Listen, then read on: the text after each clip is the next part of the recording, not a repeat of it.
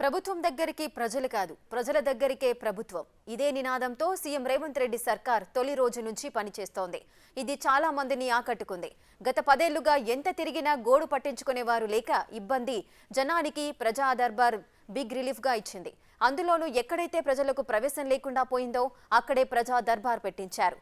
అంతేకాదు తెలంగాణ అభివృద్ధి కోసం పార్టీలు పక్కన పెట్టి చాలా మంచి సంప్రదాయాలను సీఎం రేవంత్ రెడ్డి మరోసారి అందరికీ గుర్తు చేశారు.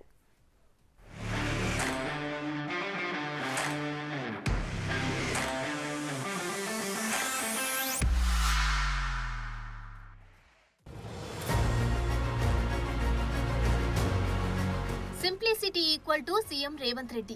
ముఖ్యమంత్రి కాకముందు ఎలా ఉన్నారో సీఎం అయిన తర్వాత కూడా అదే పలకరింపు. ఆర్భాటాలకు వేషాజాలకు దూరం, అందరితో కలిసిపోయే మనస్తత్వం, కలుపుగొలుపుతనం ఇదే రేవంత్ ను ఉన్నత స్థానాలకు తీసుకెళ్లాయి. జస్ట్ పని చేసుకుంటూ వెళ్తారు, ఫలితం గురించి ఆలోచించరు. ఇదే సీఎం రేవంత్ రెడ్డి స్టైల్. ప్రజాభవన్ లో ప్రజా దర్బార్ మొదలైన రోజున జనంతో కలిసిపోయి వారి సమస్యలు వింటూ వారిని ఓదార్స్తూ వినతి పత్రాలు స్వీకరిస్తూ ధైర్యం చెప్పారు.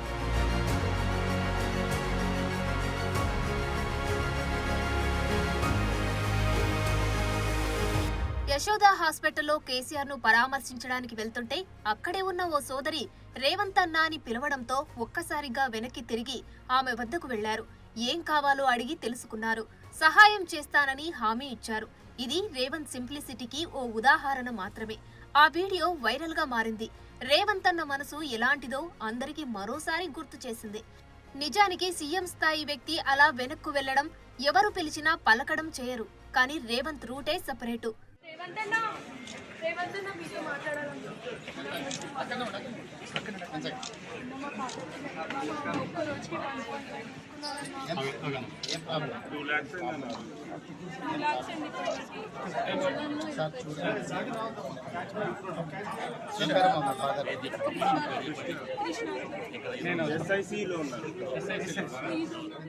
సీఎం అంటే ప్రోటోకాల్, హడావుడి, సెక్యూరిటీ ఒక్కటేమిటి ఎన్నో ఉంటాయి. కానీ అదంతా తనకు కాదంటున్నారు సీఎం రేవంత్ రెడ్డి. తాను కాన్వాయ్లో వెళ్తున్నప్పుడు తన కోసం జనాన్ని ఇబ్బంది పెట్టొద్దని ఆదేశాలు కూడా ఇచ్చారు. జనంతో పాటే ట్రాఫిక్ లో ప్రయాణిస్తున్నారు. ఇది సాధారణంగా ఏ సీఎం కూడా చేయరు. కానీ రేవంత్ నిర్ణయం తీసుకున్నారు.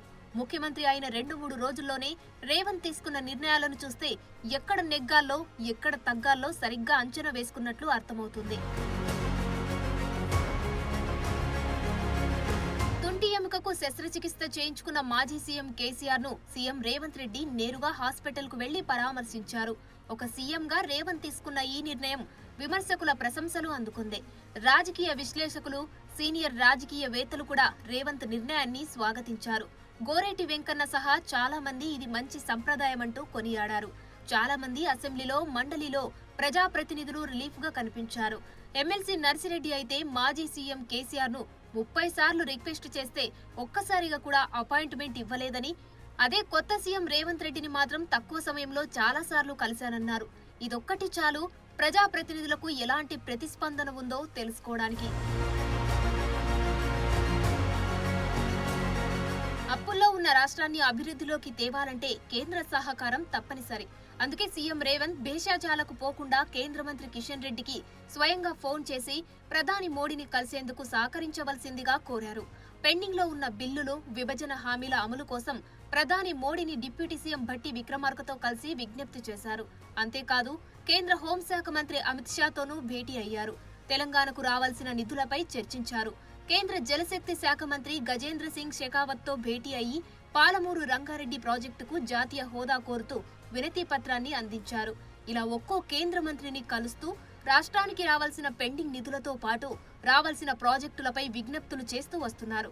సీఎం అయిన నెలలోపే 2 సార్లు ఢిల్లీలో పర్యటించడం చూస్తుంటే రాష్ట్ర ఆర్థిక పరిస్థితిని దారిలో పెట్టేందుకు రేవంత్ రెడ్డి తీవ్రంగా ప్రయత్నిస్తున్న విషయం అర్థం చేసుకోవచ్చు. అదే పనిగా విమర్శలు చేస్తున్న విపక్షం బీఆర్ఎస్ కు చెక్ పెట్టే పనిలో ఉన్నారు సీఎం రేవంత్. గత 10 ఏళ్లలో ఏం చేశారో ఫైర్ అవుతున్నారు. ఖజానాలో చిల్లి గవ్వలేదని కేసీఆర్ అంతా తుడిచి తీసుకెళ్లారన్నారు. లంకె బిందెలు ఉన్నాయనుకుంటే ఖాళీ కుండలు ఉన్నాయంటూ రాష్ట్ర ఆర్థిక పరిస్థితిని సీఎం వివరించే ప్రయత్నం చేశారు. అన్ని ఖాళీ చేసిపోయినరా నాయన, మొత్తం ఏంది లేదు, వచ్చి చూస్తే ఖాళీ గిన్నెలే కనిపిస్తున్నాయి. మేము లంకె బిందెలు అనుకొని వస్తే ఖాళీ కుండలు కనిపిస్తున్నాయాడా. ఇక దాన్ని అంతా సర్దిద్దాలి సంసారం ఇప్పుడు. ఇక కీలకమైన రియల్ ఎస్టేట్ రంగం పైన ఫోకస్ పెంచారు సీఎం రేవంత్ రెడ్డి. ఫార్మా సిటీని రద్దు చేసి ఆ భూముల్లో మెగా టౌన్షిప్లు నిర్మిస్తామని అధికారంలోకి వచ్చిన వారం రోజులకే సీఎం ప్రకటించారు. అయితే ఫార్మా సిటీ కోసం గత ప్రభుత్వం వేలాది ఎకరాల భూసేకరణ జరిపింది. కొన్ని ఫార్మా కంపెనీలు ఇప్పటికే పరిశ్రమలు ప్రారంభించాయి. పైగా ఫార్మా సిటీని నమ్ముకుని చాలా రియల్ ఎస్టేట్ సంస్థలు కోట్లాది రూపాయల వ్యాపారం సాగిస్తున్నాయి.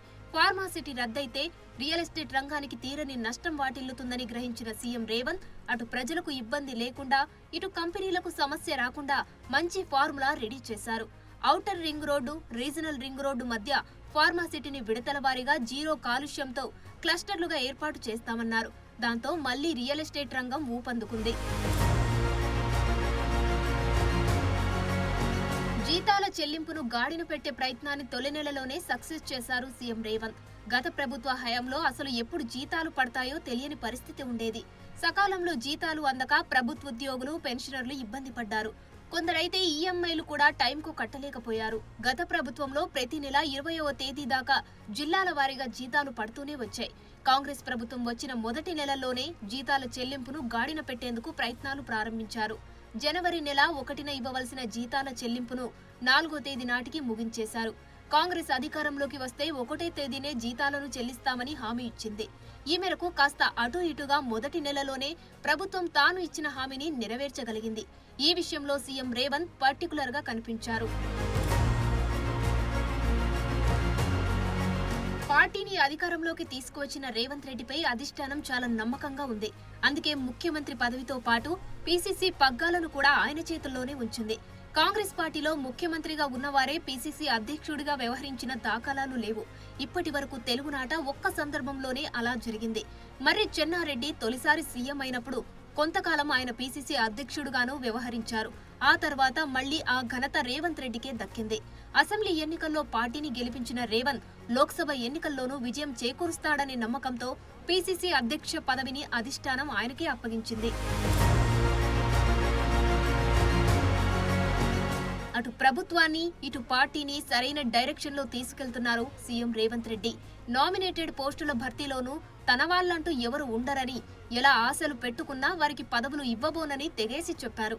దీని ద్వారా పదవుల భర్తీలో అర్హతలకే పెద్దపీట వేస్తామని చెప్పకనే చెప్పారు.